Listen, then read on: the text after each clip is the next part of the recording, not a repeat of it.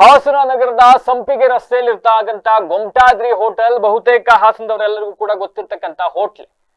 ಕಡಿಮೆ ದುಡ್ಡಿಗೆ ಜನರಿಗೆ ಹೊಟ್ಟೆ ತುಂಬ ಊಟ ಕೊಡ್ತಾರೆ ಅಂತ ಫೇಮಸ್ ಆಗಿರೋ ಹೋಟ್ಲು. ಇದೇ ಕಾರಣಕ್ಕೆ ಸಾಕಷ್ಟು ಜನ ಇಲ್ಲಿಗೆ ಬರ್ತಾರೆ, ಊಟ ಎಲ್ಲ ಮಾಡ್ತಾರೆ. ಊಟವೂ ಕೂಡ ಬಹಳ ಟೇಸ್ಟ್ ಆಗಿರುತ್ತೆ ಅಂತ ಜನ ಹೇಳ್ತಾರೆ.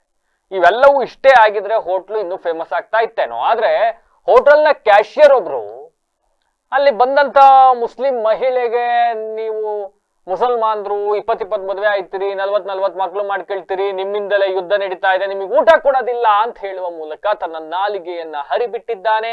ಅಂಡ್ ಅವಾಚ್ಯ ಶಬ್ದಗಳಿಂದ ನಿಂದನೆ ಮಾಡಿದ್ದಾನೆ.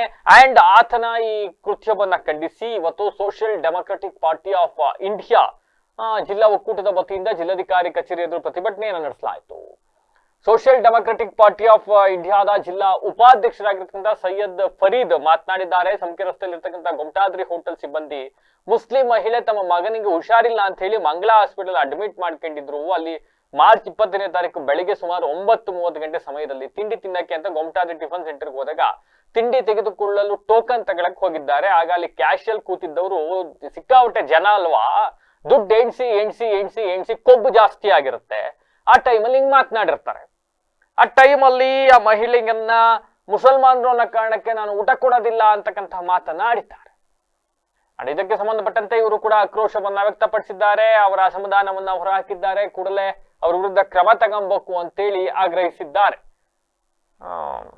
ನನ್ನ ಪ್ರಕಾರ ಇಂತಹ ವಿಚಾರಗಳಲ್ಲಿ ಎಲ್ಲವೂ ಸ್ವಾಸ್ಥ್ಯವಾಗಿ ಚೆನ್ನಾಗಿ ಹೋಗ್ತಾ ಇರುತ್ರಿ.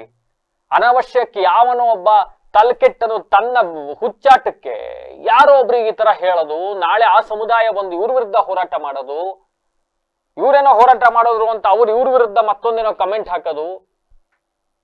ಇಷ್ಟು ದಿವಸ ರಾಜಕಾರಣಿಗಳು ಮಾಡಿದ್ನೇ ನಾವು ತಡ್ಕೊಂಡಿದ್ ಸಾಕಾಯ್ತು. ಈಗ ಇವ್ರ ಹುಚ್ಚಾಟಗಳಿಗೆ ಮತ್ತೊಂದಿಷ್ಟು. ಅಲ್ಲ ಮಾರಿ, ಫ್ರೀಯಾಗಿ ಕೇಳಿದ್ರ ಯಾರಾದ್ರೂ ಬಂದು ಊಟನ? ದುಡ್ಡು ಕೊಡ್ತೀವಿ, ಊಟ ಕೊಡಪ್ಪ.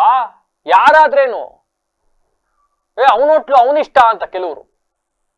ಯಾರ ಹೋಟ್ಲು ಯಾರಿಷ್ಟ ಅಂತಲ್ಲ, ಸಾರ್ವಜನಿಕವಾಗಿ ಲೈಸೆನ್ಸ್ ತಗೊಂಡು ಹೋಟ್ಲು ನಡೆಸಬೇಕಾದ್ರೆ ನನ್ನಿಷ್ಟ, ನಾನು ನಿನಗೆ ಕೊಡ್ತೀನಿ, ನಿನಗೆ ಕೊಡಲ್ಲ ಅಂತ ಹೇಳಕ್ ಆಗೋದಿಲ್ಲ. ಅದಕ್ಕೆ ಅದ್ರದ್ದಾದ ರೂಲ್ಸ್ ಕಂಡೀಷನ್ಸ್ ಇರುತ್ತೆ, ನಾಮ್ಸ್ ಅಂಡ್ ಕಂಡೀಷನ್ಸ್ ಇರುತ್ತೆ. ಈ ಪ್ರಕರಣದಲ್ಲಿ ಇಲ್ಲ ಯಾರಿಗೆ ಈ ತರ ಆತ ಮಾಡಿದ್ದಾನೋ ಅವ್ರ ಕಂಪ್ಲೇಂಟ್ ಕೊಡಿ, ಅಥವಾ ಪೊಲೀಸರೇ ಸುಮೋಟೋ ಕೇಸ್ ದಾಖಲು ಮಾಡ್ಕೊಳ್ಳಿ. ನಾಳೆ ದಿವಸ ಈ ತರ ನ್ಯೂಸೆನ್ಸ್ ಕ್ರಿಯೇಟ್ ಮಾಡೋರು ಯಾರೇ ಆದ್ರೂ ಇದೊಂದು ಪ್ರಕರಣ ಎಚ್ಚರಿಕೆ ಆಗಬೇಕು ಅವ್ರಿಗೆ. ಯಾವ್ದ್ರಿ ಇವೆಲ್ಲ?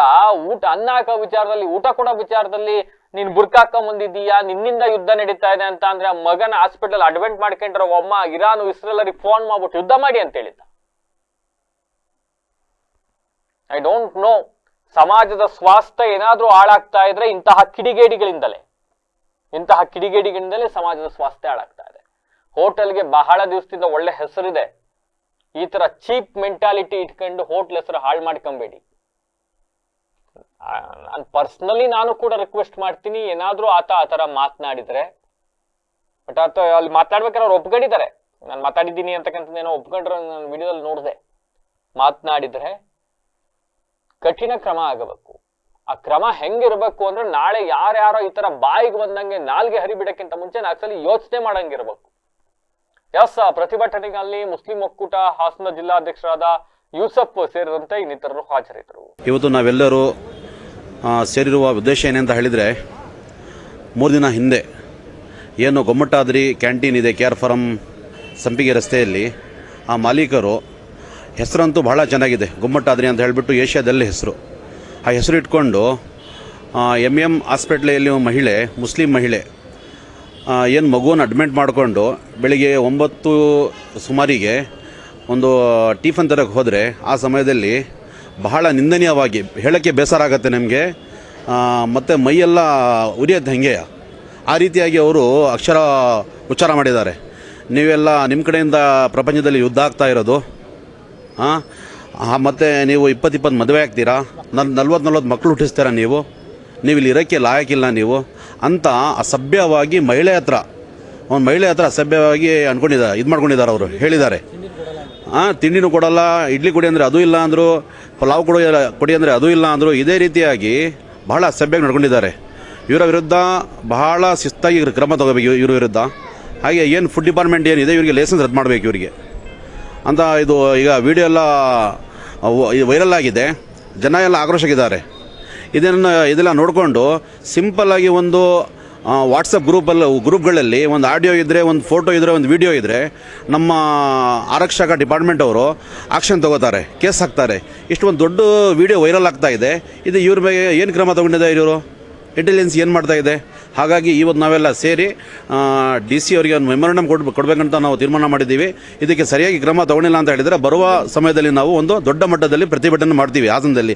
ಹಾಸನ ಬಹಳ ಸೂಕ್ಷ್ಮವಾಗಿದೆ, ಬಹಳ ಚೆನ್ನಾಗಿದೆ, ಒಂದು ಅಣ್ತಂದಿರಾಗಿ ನಾವು ಬಾಳ್ತಾ ಇದ್ದೀವಿ. ಇಂಥವ್ರ ಕಡೆಯಿಂದ ಕೋಮ ಪ್ರಚೋದನೆಗೆ ದಾರಿ ಆಗತ್ತೆ. ಇದು ಮಾಡಿಕೊಡ್ಬಾರ್ದು ಅಂತ ನನ್ನ ಮನವಿ ತಮ್ಮಲ್ಲಿ. ಅವ್ರ ಹೆಸರು, ಅವರ ಮಾಲೀಕರು